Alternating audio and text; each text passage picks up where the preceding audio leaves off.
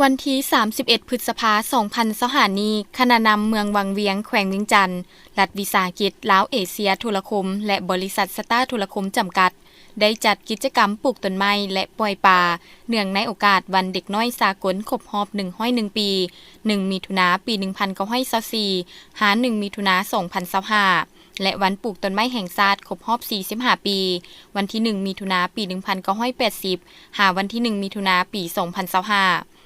ซึ่งพิธีดังกล่าวได้จัดขึ้นอยู่ที่สนามกอล์ฟของรัฐวิสาหกิจลาวเอเชียโทรคมที่เมืองวังเวียงแขวงเวียงจันทน์โดยการเป็นประธานของทานพลโทศาสตราจารย์ปริญญาเอกวงศ์คำพรหมกรรองรัฐมนตรีกระทรวงป้องกันประเทศมีการนำเมืองวังเวียงบรรดาผู้ต่างหน้าจากห้องว่าการกระทรวงป้องกันประเทศรัฐวิสาหกิจลาวเอเชียโทรคมบริษัทสตาร์โทรคมจำกัดประชาชนและภาคส่วนที่เกี่ยวข้องเข้าร่วม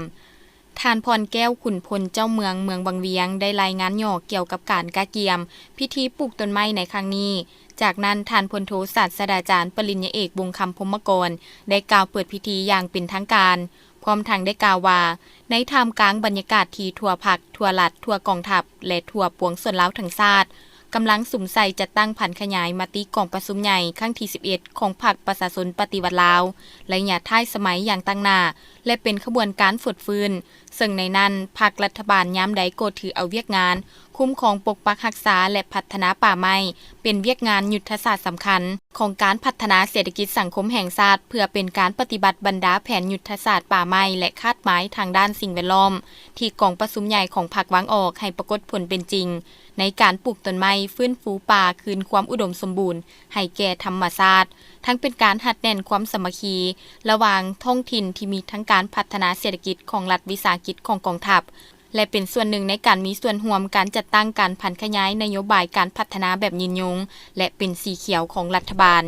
สำหรับต้นไม้ที่นำมาปลูกมีต้นไม้อุตสาหกรรมต้นไม้ประดับและต้นไม้กินหมากจำนวน 3,000 กว่าต้นและปล่อยป่าผสมจำนวน 8,000 กว่าตัว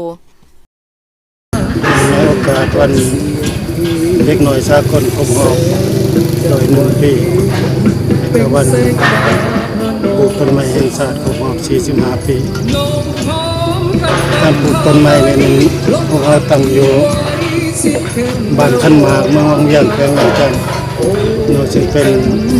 สถานที่ของโครงการสนามกอล์ฟเมืองวังเวียงของบริษัทลาวเอเชียโทรคมและของกระทรวงป้องกันประเทศส่วนต้นไม้ที่พวกเราเอามาปลูกนี่มันมีต้นไม้อุตสาหกรรมต้นไม้กินหมากต้นไม้ประดับซึ่งมีประมาณ 3,000 กว่าต้นหมดแล้วปลูกก็ปลูกไปได้แล้วแต่มื้อนี้ก็ถือว่าเราปลูกกันวันหนึ่งการปลูกต้นไม้นี่ก็ถือว่าเป็นปัญหาที่ว่าสำคัญที่ว่าพรรครัฐบาลของเราได้ใส่เฮ็ดป่ามีความอุดมสมบูรณ์คืนสู่ธรรมชาติ